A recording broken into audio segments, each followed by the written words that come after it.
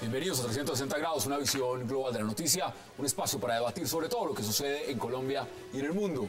Y empezamos hoy 360 hablando de ese aniversario, un año del fallo de La Haya, donde Colombia perdió con Nicaragua 75.000 kilómetros de mar territorial que históricamente le habían pertenecido, pero que aceptó pelear en estrados internacionales. Aún el país no comprende lo que allí se decidió. La conclusión de varios expertos, por supuesto, es que la determinación del tribunal para algunos fue justa, pero para los políticos, empezando por el propio presidente Juan Manuel Santos, el fallo no se puede aplicar. Posición que desde Managua rechazan categóricamente. ¿Qué pasa con el fallo de La Haya un año después? Tema de debate esta noche en 360. Y también en nuestro segundo bloque hablaremos de una polémica fotografía en la que el exgobernador de Santander y candidato al Senado por el Partido Liberal, Horacio Serpa Uribe, aparece junto a varios dirigentes del controvertido antiguo Partido de Integración Nacional, el PIN. El propio Horacio Serpa rechazó tener nexos con el exsenador Luis Alberto Gil, condenado por parapolítica, con quien aparece sonriente en la foto y con quien algunas fuentes dicen tendrían sellada una alianza política en Santander. Revivieron los pactos ahora con el PIN, que se llama Opción Ciudadana. Vamos a debatirlo también esta noche. Y también hablaremos del primer aniversario oficial de las negociaciones de paz entre el gobierno del presidente Santos y las FARC. Momento en el cual llegaría a la mesa una mujer. Se puede tratar de Nigeria Rentería Lozano, la alta consejera para la equidad de la mujer en la presidencia de la República. Nigeria Rentería suena como la más firme candidata para reemplazar a Luis Carlos Villegas, quien fue designado embajador en Washington. Sin embargo, aún no está claro su nombramiento. ¿Qué pasa en los diálogos de La Habana y quién debería ser el nuevo negociador del gobierno colombiano? Debate en 360 y no se muevan, que ya en segundos le damos la bienvenida a nuestros invitados.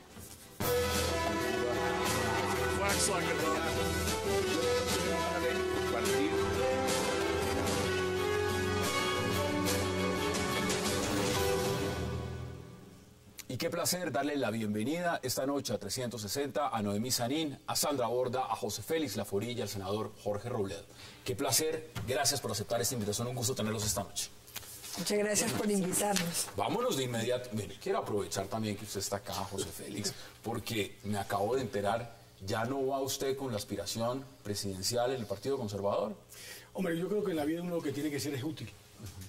Y cuando uno se siente que no es útil en un proceso político tan importante, en donde el Partido Conservador tiene que, además, definirse,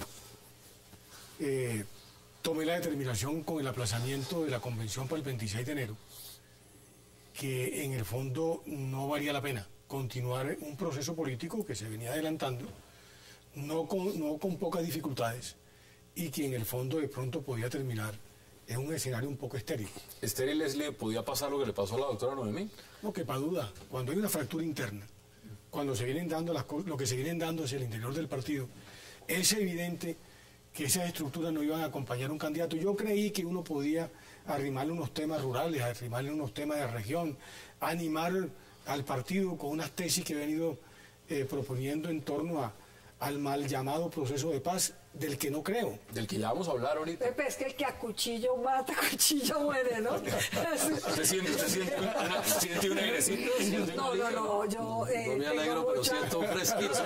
No, lo que pasa es que haber vivido lo que viví, además, Pepe Félix desafortunadamente lo vi en una orilla que causó lo mismo que él está evitando que le pase. Pero sabe una cosa, dos cosas. Primero, que usted tiene la razón. Y la segunda, que si me hubiese hecho caso en lo que le dije en algún momento a propósito de los días posteriores a cuando le ganó la consulta a Andrés Felipe, la presidenta de la República hubiese sido usted y no hubiéramos ahorrado todos esos pero ¿sabe qué me años? Propuso? Que me retractara de mis convicciones. No. Y eso no lo... Ay, No, Pepe. que se retractara. No aprieta. Sino que sabe apretar. No, lo que le dije fue que una cosa... cambiemos todos los demás temas y de ¿qué vamos a hablar de esto? Senador Robledo, le propuse al senador Robledo algo que yo no sé si usted estará o no de acuerdo. Arias se pudo haber equivocado en la política de haber un ingreso seguro, pero Arias no se robó un peso. Y cuando uno no se roba un peso, uno no es ladrón. Esa fue la discrepancia que tuve con Noemí.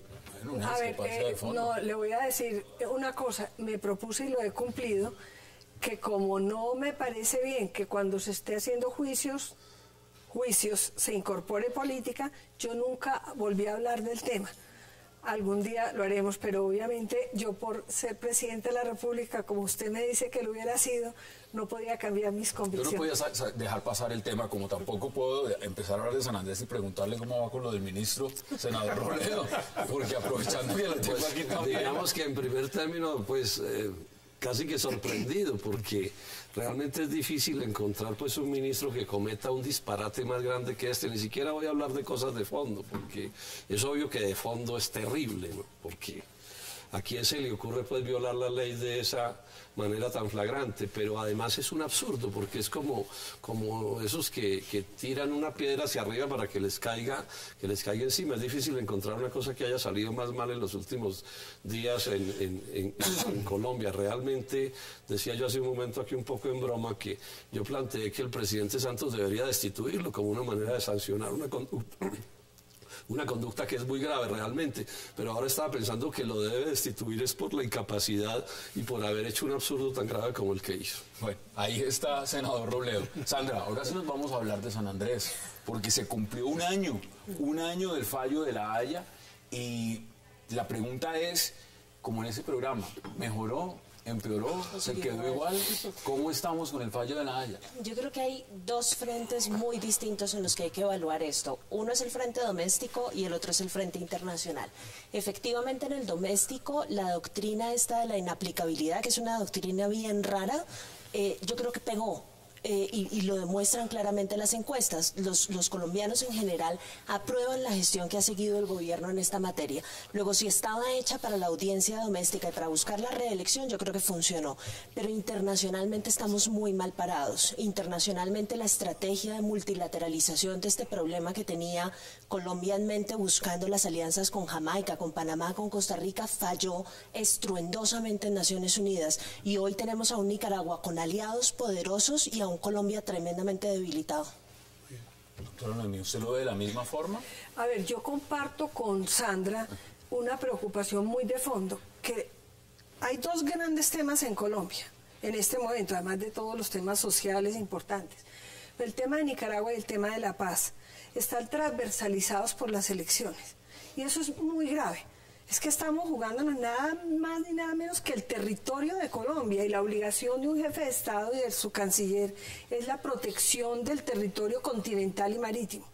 Yo creo mucho en el derecho internacional. ¿Entonces han tomado medidas, digamos? A ver, hasta ahora ninguna. Ojalá que nos las anuncien. Y hoy salió publicada una carta que le dirigimos al presidente Miguel Ceballos y yo, porque el 13 de diciembre se vence el término de la posibilidad de pedir el recurso de revisión por un hecho nuevo. Y el derecho nos da recursos de revisión y recursos de interpretación y aclaración que hay. El fallo tiene pecados capitales. ¿Ustedes sí les han escuchado desde el gobierno esas posiciones y esos requerimientos que ustedes han hecho? Al principio sí, pero ya cuando hemos concluido, cuando tenemos totalmente madura la investigación, no sé por qué razón, pero inexplicable, no conocen los temas de nosotros a fondo, y hay recursos que tiene Colombia para defender su territorio. Los resultados dependen de la Corte y son recursos legales y jurídicos. Senador Robledo, mire, la canciller Holguín ha dicho que en 3 o 4 años veremos a San Andrés distinto. No sé cómo será distinto, si estará mejor o si estará ya en manos nicaragüenses o estará independiente, pero pues será distinto. ¿Cómo ve usted el escenario de lo que ha pasado en este año?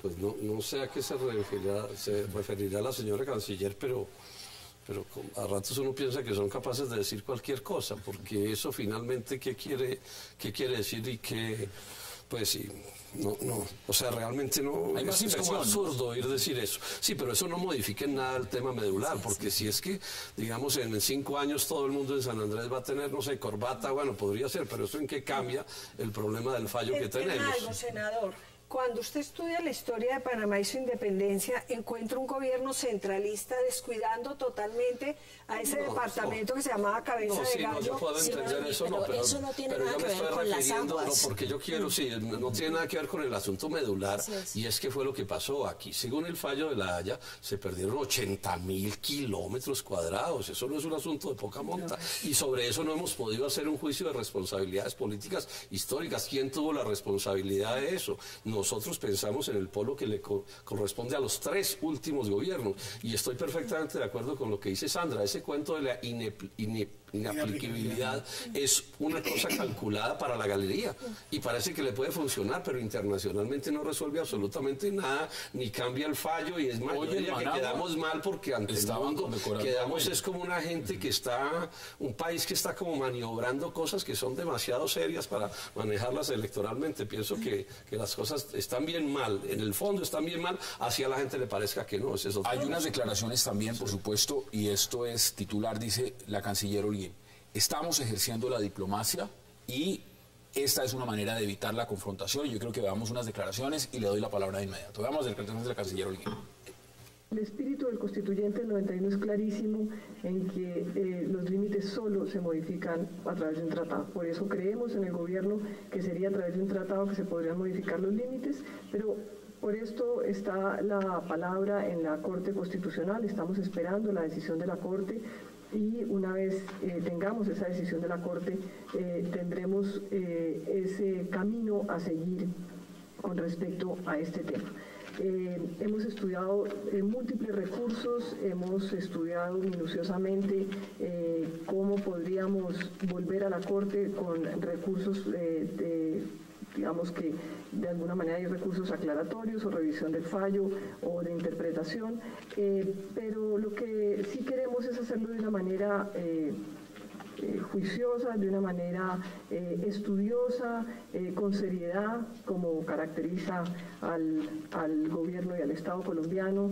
No queremos simplemente a la loca llevar recursos a la Corte simplemente por sentir que lo estamos haciendo, sino queremos realmente ser coherentes y demostrar la seriedad del país que somos en materia jurídica. Estas son las declaraciones de la señora canciller.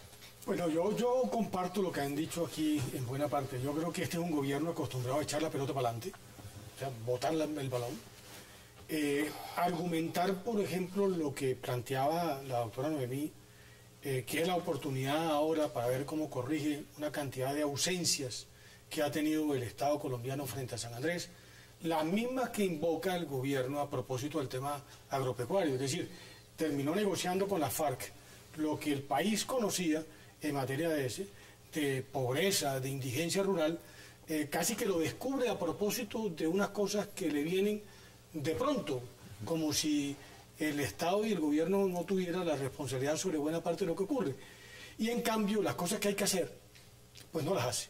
Es decir, este es un gobierno que, salvo el tema de declarar inaplicable por el tema constitucional, que es un balón para adentro, no ha hecho lo igual que eso no cambia el escenario internacional tampoco. La doctora Noemí, para darle un poco la palabra, hoy en la carta dice, oiga, aquí hay un hecho sobreviviente, que es el cuento de China, ¿no? Y este es un país, y terminaría con esto, este es un país que por cuenta de la paz y estos elementos transversales, San Andrés y La Habana, aquí no se puede decir nada. Yo recuerdo la frase del señor Enrique Santos Calderón, cuando el fallo de La Haya, que dijo a los pocos días de una entrevista que creo que salió en Semana o en alguna publicación, que ojo con las bravuconadas frente a Nicaragua, porque de pronto esto podía desquiciar el proceso de paz. Es decir, el proceso de paz terminó siendo un elemento crítico y un bravucón del barrio que es Nicaragua terminó reventando buena parte del equilibrio geopolítico Hassan, por cuenta de unos intereses. Usted dice que sí hay elementos para una revisión. Pero le quiero decir algo que me parece muy grave de lo que acabamos de oír. Lo que no puede el presidente de la República y la canciller es delegar la responsabilidad que tienen constitucionalmente en la Corte Constitucional. Llevamos un año del fallo, el fallo en la Corte se podría demorar y entonces los pedidos y los tiempos para presentar el recurso de revisión pueden expirar. La responsabilidad es del presidente y de la canciller. La Corte fallará en el momento oportuno y no pueden delegar ni responsabilizar a la Corte de lo que decide el gobierno. Entonces, por ejemplo... el término el 13 de diciembre. El 13 de diciembre de uno de los hechos nuevos que nosotros descubrimos, es decir, un contrato secreto suscrito previo al fallo, que no tuvo conocimiento la Corte no lo conoció ni lo conoció la defensa colombiana, y nada menos ni nada más quedaba en concesión para construir el Gran Canal por pero mire, 100 años. Tengo que ir a una pausa, pero claramente dice la canciller que en el estudio que hicieron, ahí no hay ningún problema de soberanía con ese canal. Vamos a la pausa y ya regresamos en 360.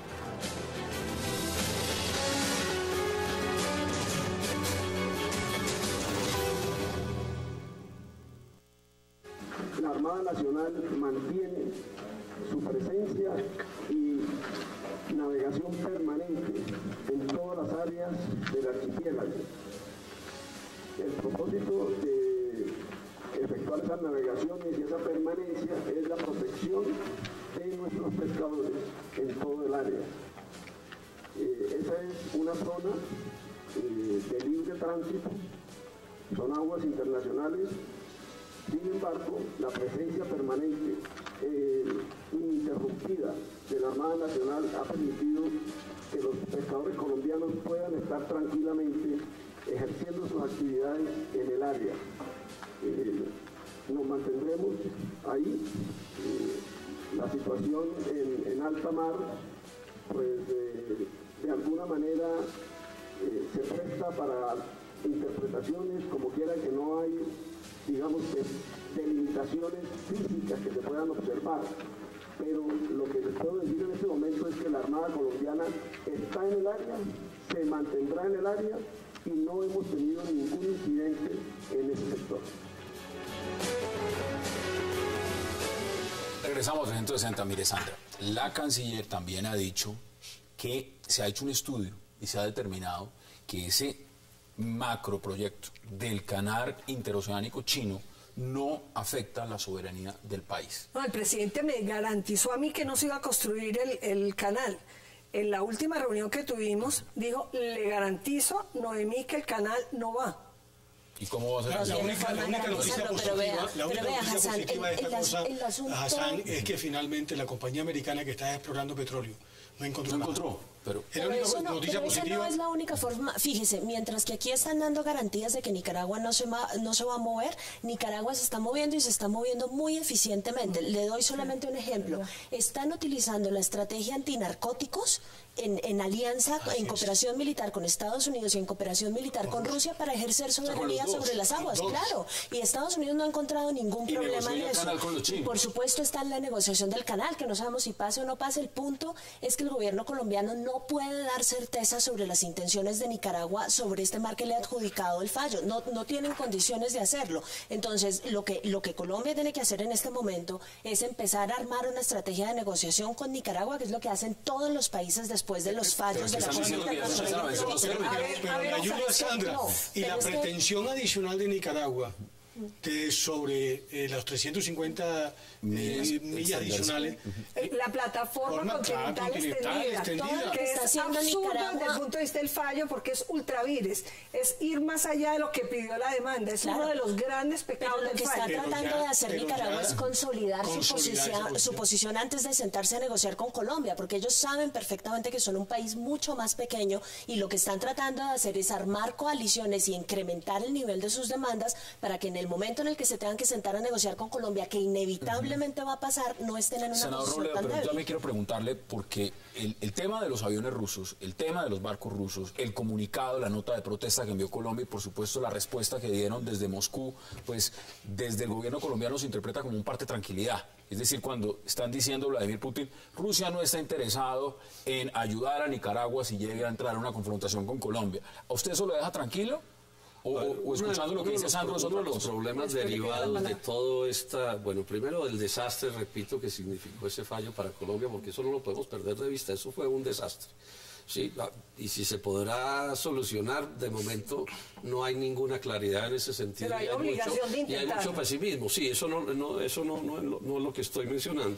Pero aquí esto todavía se puede complicar más. Es que si a eso se le da un mal manejo, tanto por el lado de Colombia como por el lado de Nicaragua, podemos terminar presos de los intereses de las grandes potencias, tanto de Estados Unidos como de Rusia. Y eso sería acabar de complicar las cosas, porque ni los rusos ni los gringos andan por aquí haciendo favores, ni pensando en los intereses ni de los nicaragüenses ni de nosotros. En ese sentido también debería reflexionar el gobierno colombiano, y yo me uno a la idea de que aquí hay que buscar en algún momento, y ojalá cuanto antes, sentar a las partes a ver qué se va a hacer con este asunto, porque aquí hay realidades que se han ido dando y que, como las están manejando, a mi juicio, podemos terminar más enredados. Fíjense en este asunto de los aviones, cómo las estrategias han sido totalmente divergentes. Mientras Nicaragua está buscando apoyos a diestra y siniestra, Colombia, después del suceso de los aviones, ni siquiera sacó, después de la nota de protesta, no hay una sola queja de Colombia en ningún organismo multilateral. Bueno, no, hablo del gobierno. No hay ninguna queja en ningún organismo multilateral. Compare eso con el escándalo que se armó después de las bases militares en Colombia. Que había quejas en UNASUR, todo el mundo se quejaba en todos los organismos multilaterales. La diplomacia colombiana no ha hecho absolutamente nada distinto a una nota de protesta que Rusia contestó diciendo no hicimos nada mal. No, pero además, corroborando lo que está diciendo Sandra, es que vinieron unos capitanes rusos, hicieron unas declaraciones y no se dijo nada. Y hoy la canciller dijo que eran satisfactorias las respuestas de Rusia, cuando no ha dicho nada del sobrevuelo en nuestro espacio aéreo de 4 grandes aviones, que la coincidencia es que estaba en Caracas, la mano derecha de Putin, estaba en Managua el viceministro de Relaciones Exteriores de Rusia. Es decir, aquí hay un negocio del canal de la China. Todos los temas de Rusia que estamos viendo, la relación con Venezuela y la FARC apoyando, que de verdad me ha dolido mucho, eso se lo digo a todos mis compañeros de mesa. ¿Cómo es que la FARC felicita a Nicaragua por el éxito? No, y hay obligación de acudir a todos los recursos que tenga Colombia legales para buscar preservar el territorio. No, eso se llama el Foro de Sao Paulo. También el Foro de Sao Paulo apoyó. Desde cuando Venezuela con Brasil arrancaron este proceso, es evidente que el equilibrio del hemisferio se rompió. Y los americanos, que yo creo que son más torpes de lo que uno se imagina, no creas que tanto. En vez de entender el juego, a la final han cedido. Y el patio trasero, incluso ayer Kerry dijo que prácticamente la doctrina Monroe se había acabado, y que en consecuencia de esta cosa pues ya ahora eran socios y colaboradores. No, yo creo que siempre tienen unos intereses creados. Pero es evidente que en este juego ha venido ganando mucho más el eje Venezuela, Cuba, que terminaron incorporando chinos, rusos, iraníes, y los nicaragüenses atrás, ¿no? Se han aprovechado de toda esa coyuntura para poder hacer defender los intereses sobre los cuales venían de tiempo atrás. Menos de 40 segundos. Estamos en mora de crear estrategia nacional alrededor de este problema. Eso no se ha hecho. Ya pasó un año y no se ha hecho. Ese es el balance hasta este momento. Yo sí quisiera, y me muero de la ansiedad de escuchar a los candidatos presidenciales sobre este tema, porque definitivamente este gobierno, si hubo algo que no hizo hasta el momento, fue resolver este asunto y lidiar con el problema internacional que generó el fallo. ¿Cuáles son sus conclusiones sobre este tema? Que ha sido un desastre, digamos, desde hace mucho rato, y ahí están los resultados. Pésima la actuación de todos los gobiernos que han tenido que ver con esto, y este gobierno particularmente, o sea, se ha dedicado a hacer política interna con un problema internacional, y eso es lo peor que puede haber, porque son dos cosas completamente distintas. Entonces terminan creando una ficción que por supuesto les operará aquí adentro y conseguirán votos con eso, pero en el mundo yo creo que estamos quedando supremamente mal como se 20 está segundos para que... El gobierno tiene la obligación de agotar todos los recursos legales para la preservación del territorio continental y marítimo, y de hacer una estrategia para defender nuestra soberanía y nuestro territorio, y obviamente para apoyar el departamento del archipiélago de San Andrés y Coyol. Vamos a agregar. Termino dos cosas. No solamente el fallo es inconveniente e inconsistente, sino que en esa estrategia los raizales no han contado para este gobierno en una estrategia mucho más clara. Y esos raizales durante los 20 años de litigio estuvieron también ausentes. Tienen que ser los protagonistas. Y ellos son los protagonistas de ese insuceso, porque al fin y al cabo a quien más va a afectar es a ellos mismos. Vamos a la pausa en 360 porque al regreso vamos a hablar de una alianza entre liberales y el antiguo PIN. Ya regresamos.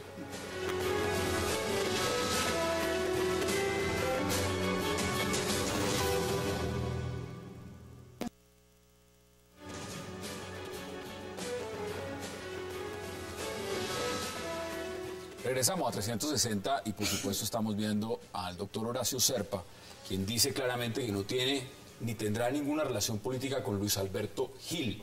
Eso lo dice Horacio Serpa, esa foto fue tomada el fin de semana.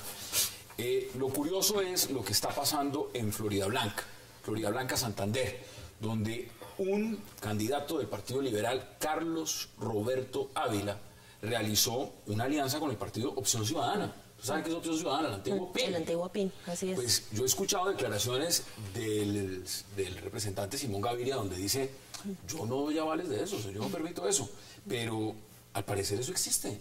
¿Los del PIN son buenos cuando llegan las elecciones, Ana? Y si usted escucha las declaraciones que dio Horacio Serpa sobre esta foto, al parecer no hay nada equivocado en este asunto. Y efectivamente, digamos, uno puede construir el argumento de que no es una cuestión ilegal. No es ilegal, ya se acabó el proceso, la esposa del señor es actualmente congresista, etcétera, etcétera. Entonces, ilegal no es. Pero lo que este país no se puede permitir es seguir con esta idea de que la clase política no sancione socialmente la parte de la clase política que ha estado vinculada con grupos criminales. Eso no puede seguir pasando. Y esa foto no es una muestra de sanción social. Esa foto es una foto con sonrisas y con abrazos que no le demuestra a uno que la clase política está censurando ese tipo de comportamiento. Lo está diciendo, no la buscó, no se ve muy infeliz, ¿no? Pero lo que dice Sandra me parece que va muy en la dirección de lo que el gobierno quiere hacer.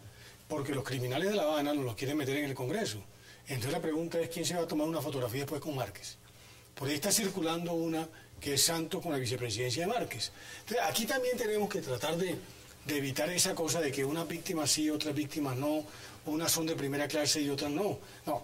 Si Colombia hace un acuerdo con un mínimo de ética política, en donde aquellos que han sido condenados pues son unas personas que no deberían participar activamente en la política, pues rechacémoslo a todos, pero no a unos sí y a otros no, porque es evidente que Gil, que fue condenado, ahí está haciendo política activa, con un candidato de Florida Blanca que lo está impulsando el PIN. Están diciendo desde Acción Ciudadana, dicen, aquí hay una acuerdo. Y al Partido Liberal le parece magnífico en ese momento. Es que es un varón electoral en Santander, digamos, no es cualquier persona. No, por supuesto. Ahí hay muchos votos. Y en esto los políticos muchas veces no andan con pequeñas cosas, a donde tienen que ir para finalmente cumplir con el objetivo de salir elegido o elegir a aquellos que requieren, se alían con el que pueden. Senador Robledo, ¿usted cómo lo ve? Pues a ver, digamos que pues se han dicho una cantidad de cosas ciertas con respecto a esa fotografía, pero yo quisiera hacer otra reflexión. El PIN ha sido parte de este gobierno y los que hoy son del PIN, creo que antes se llamaban de otra manera, eran parte del gobierno anterior. Sí. Ellos han estado todo el tiempo en las coaliciones de gobierno, ahora que los muestren más, los muestren menos, etcétera.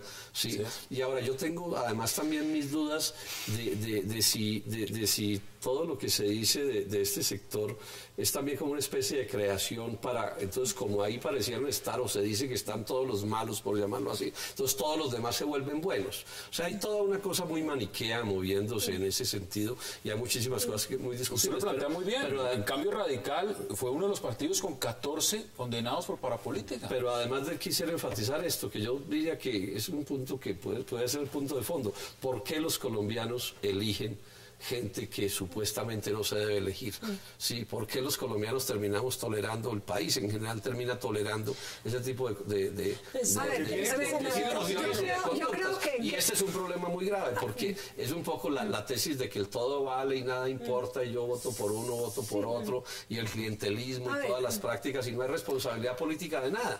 Y llegan y son una mayoría, escúcheme, termino uno de mí, llegan al Congreso y como son un núcleo importante, pues se vuelven importantes y regionalmente en Santander han sido importantísimos desde hace muchísimo rato y quitan y ponen alcaldes y gobernadores y de todo. A ver, yo creo que la sociedad civil, el periodismo, todos los colombianos tenemos que estar muy atentos en estas elecciones a ver si renovamos la política. Me parece que la sanción social es muy importante y la sanción política. Digamos que lo de la fotografía a mí me parece un poco frívolo, les confieso. ¿Por qué? Y lo hablo con total sinceridad. Cuando ustedes están en política o en cualquier cosa, a ustedes les piden foto todo el día. Eso dice su serpa. Yo no busqué la foto, me llegó. A ver, lo importante es ver las actuaciones y los hechos. La fotografía, a mí cuando yo voy a un cóctel me dicen de las revistas, mire, que no esté con la copa, esconda la copa. Y yo digo, pues estoy en un cóctel, tomarme una copa, es esa doble moral que tenemos. ¿Pero usted se tomaría una foto con el señor Gil? A ver, el señor Gil pagó una condena, hizo muy mal, la justicia lo condenó y yo me tomaría la foto con él. Es que el problema no es la foto, no haría política con él. Porque aun cuando yo lo conocí, cuando trabajaba con el magisterio como varón electoral, una persona que no tenía ninguna tacha, que pagó una condena, si él me dice tomémonos una foto, yo me tomo, pero lo que no haría sería política. Claro, pero es que ese es justamente el argumento de Serpa. Yo me tomo la foto, pero no hago política con él. Sin embargo, simultáneamente, él y Gil están apoyando a un candidato en Florida. Eso ya es hacer política Sandra, juntos. pero le pregunto a usted, si usted se toma una foto, como todos los días pasa, en los matrimonios, en la calle, en las campañas, usted no puede ser juzgado porque muchas veces no sabe con la persona Yo que intento al máximo no tomarme fotos con criminales. Claro, pero si el criminal, perdónenme, les pregunto porque es que me parece que el debate hay que hacerlo a fondo. Yo no me tomo fotos con criminales, eso es lo ideal, eso es lo ideal.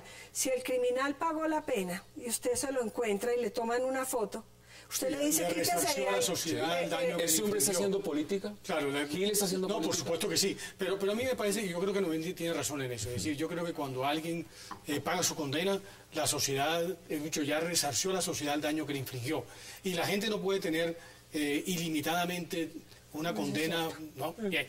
Pero a mí me parece que el que le dan el blanco es el senador Robledo. La política colombiana hoy en día tiene un arreglo perverso, porque a la final salimos, acuérdense, salimos de los auxilios parlamentarios, los prohibimos en el 91, fue una constitución mucho más pluralista, generamos una dinámica y terminamos con, no sé, una cantidad insufrible de partidos, y ahora nos estamos enfrentando en que buena parte de las prácticas, después de pasar por el 8000 y después del tema de los parapolíticos, y ahora estamos enfrentados a que en el fondo siguen existiendo grandes varones electorales, pero mire, que imponen es que usted ha puesto, una dinámica que va en contra de la misma dinámica, la misma dinámica.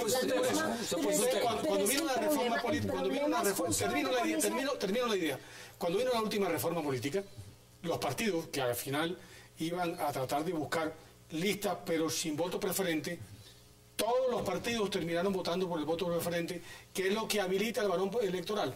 Yo le garantizo que las listas cerradas son listas donde cada quien, como en el fondo tiene que hacer méritos en el partido, y los méritos no será haciendo sinvergüenzura, sino de cara a la opinión pública, la conformación de la lista sería diferente. Es distinto, la idea de que la lista cerrada puede sanearlo todavía tengo muchas dudas, porque digamos, exceptuando ciertos partidos, como puede ser el caso del Centro Democrático, donde hay un bolígrafo que establece la lista como quiera, en los demás habría que establecerla de alguna manera, y tendría que ser recurriendo a los votos, y los votos van a depender. No es necesario, senador, vaya usted a España. Estamos hablando de Colombia.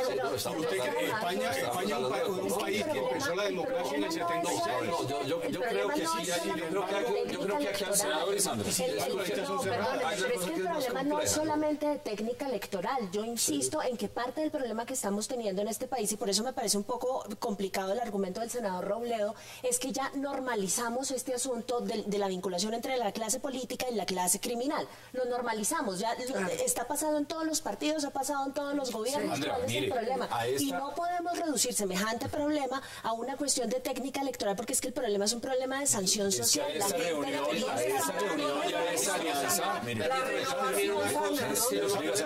pude terminar de decir lo que estaba diciendo, que yo creo que es importante. Esto tiene origen en una cosa que todos sabemos, se llama el clientelismo. Sí.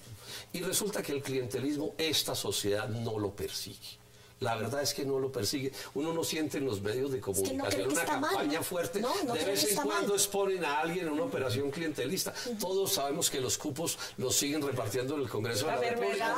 El cuento de la mermelada, ¿qué es lo que quiere decir? Forma de clientelismo. Ahora, hay clientelismo de cuello blanco también, no es solo clientelismo popular. Y digamos, quienes mandan en Colombia, el poder cierto de Colombia, aprendió a vivir con eso. Bueno, es que además con eso es que ganan las elecciones. Entonces, por supuesto, que no están tan interesados.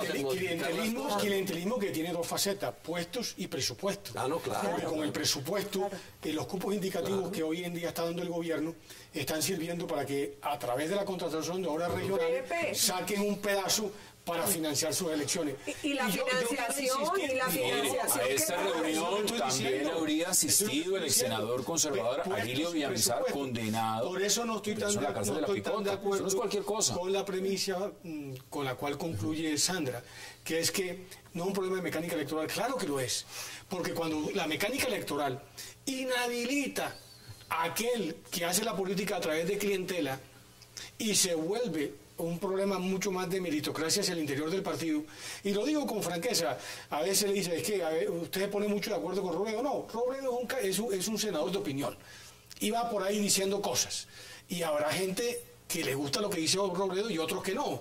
Hombre, yo creo que un partido como el Polo premia al señor Robledo para que encabece una lista porque él es un motor. Así como Robledo tendrá que haber otro en el Polo. ¿Y cómo sería de bueno que lo hubiera en el Partido Conservador? Oye, entre Rubén Darío Lizarralde y Pepe Félix le están haciendo la campaña. Me quedan menos de 2 minutos en este bloque. Deme sus conclusiones, Sandra. Deme sus conclusiones. Yo creo que tenemos en menos de 40 segundos. Opinión pública, periodistas y clase política tiene que ponerse mucho más fuerte con este tipo de cosas. No está bien, no es tolerable hacer campaña electoral con personas que están involucradas de una forma u otra con grupos criminales. Nos podemos haber acostumbrado a lo largo de nuestra historia que eso es normal, pero no está bien y no vamos a impulsar cambio político si no lo hacemos de otra forma. Mira una lista, por ejemplo, abierta. Hoy están buscando 20 segundos. Hoy están buscando donde fuere cualquiera que le integra para llenar los 100 alguien que tenga votos, porque o plata, porque al final eso engruesa la lista. Entonces la mecánica electoral termina influyendo en cómo la sociedad tiene que comportarse frente a este. Pero además el propio ejercicio del poder tiene una lógica clientelista. Todo ese asunto de que el presidente tiene que inaugurar todos los días una obra nueva en vez de estar gobernando mejor, tiene que ver con que al presidente lo vean como un repartidor de despensas, además como si la repartiera de su bolsillo, que es una cosa realmente espantosa, y eso la sociedad lo tolera. Uno no ve que en los medios de comunicación nadie critique ese tipo de práctica. Los medios de comunicación están acostumbrados a eso, y si ellos no ayudan a generar una mentalidad distinta, se lo está diciendo. 20 segundos, pues, en 20 segundos yo le propongo de verdad a la sociedad civil y a los medios como parte de ella, pero no hay que culpar a los medios tampoco de todo, a que nos rebelemos y que de verdad estudiemos mucho el voto. Es que de la sanción, el premio, la oportunidad es votar con responsabilidad y libremente. Eso es lo que podemos cambiar de la política. 50% de los colombianos a la pausa, porque vamos a hablar también de un año del inicio de las negociaciones en La Habana y de esos diálogos. Ya regresamos.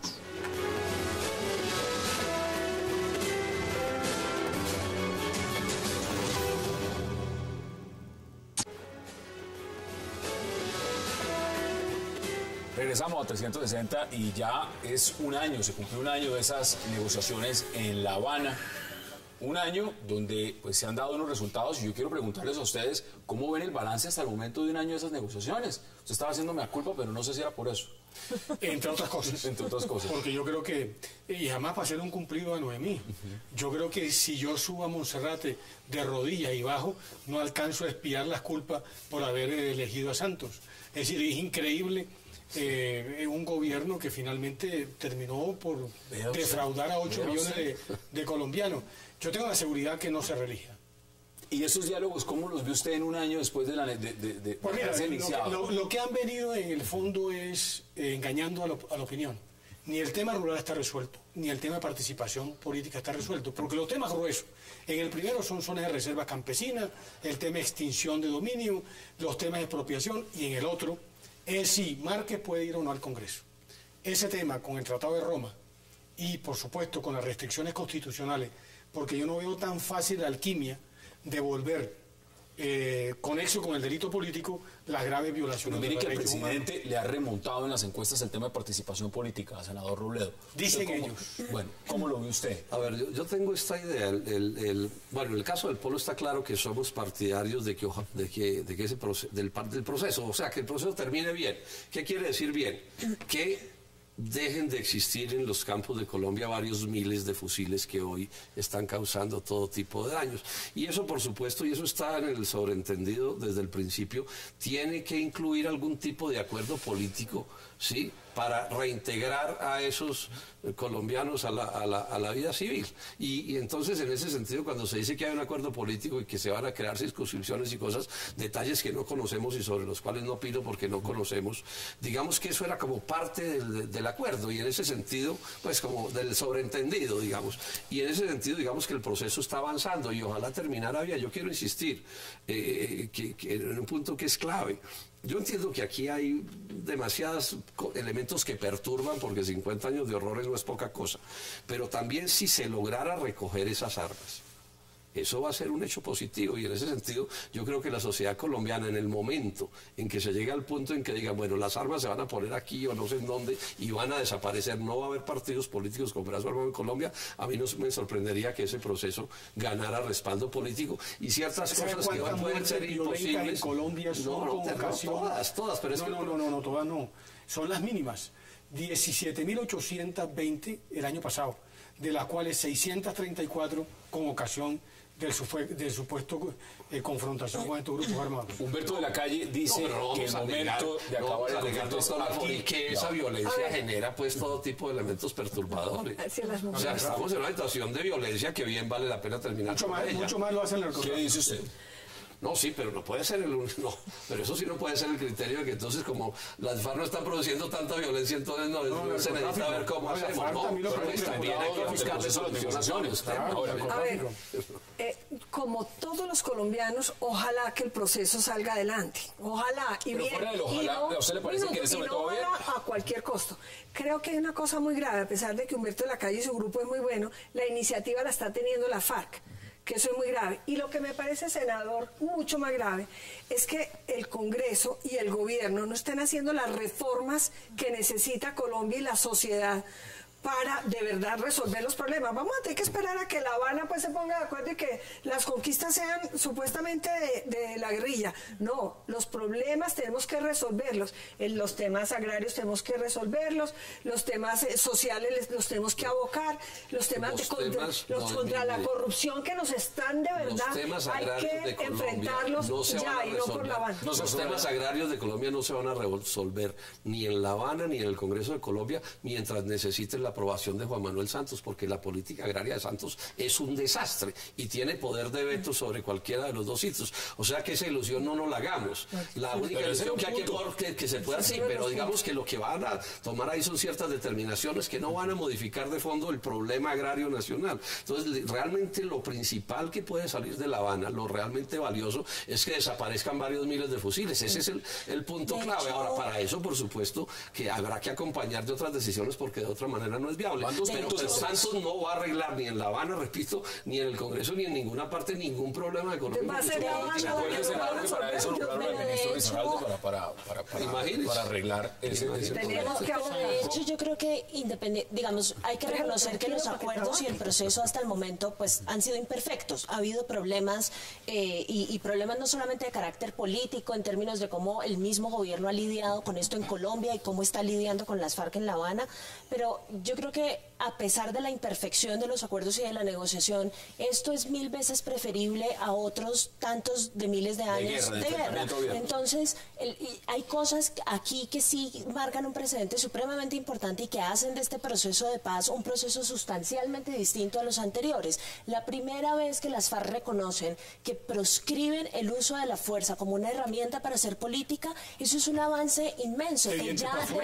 Perdón, Sandra, eso Eso se lo oí decir yo siempre a la FARC en los procesos de paz. No es cierto que la Pero ya está perdóname, firmado, Sandra. pero ya está firmado. Perdóname, en los procesos de Betancourt se dijo, en los procesos del Caguán se dijo lo mismo. Lo que Las estoy palabras tratando, son importantes, los yo hechos. estoy totalmente de acuerdo con usted, pero lo importante acá es que está firmado y que ya hay una suerte de acuerdo en términos de cómo se va a dar la participación política eventual de las FARC.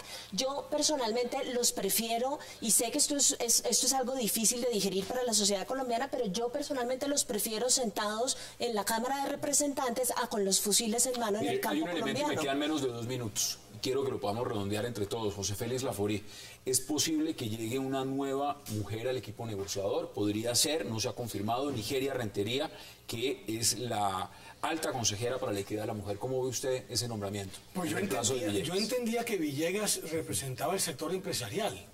Ese fue el cuento que nos echó Santos. Pues ahora viene otra señora y reemplaza. Yo no sé si es empresaria. De pronto lo es. Va en representación de las mujeres, y los afros. Entonces siempre es un cuento que hay.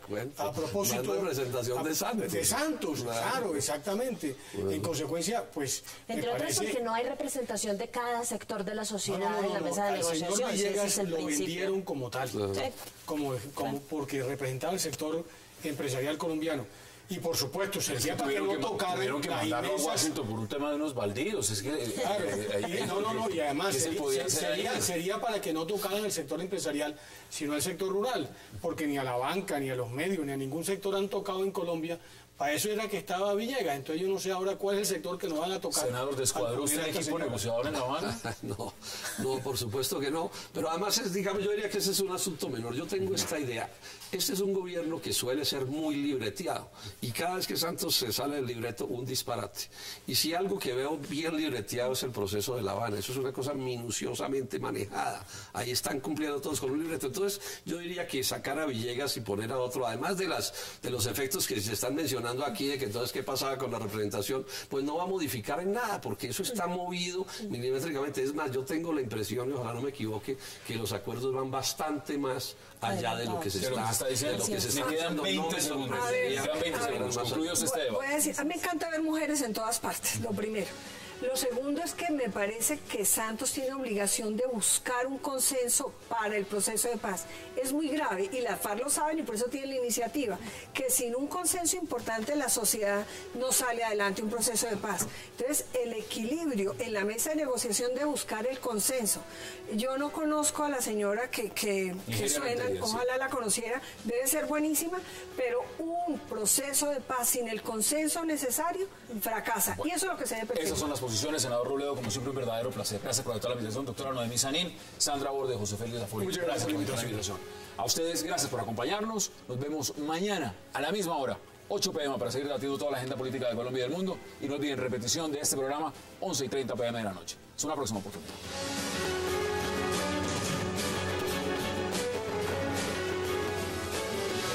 Expreso Bolivariano, vamos por Colombia, presentó 360 grados.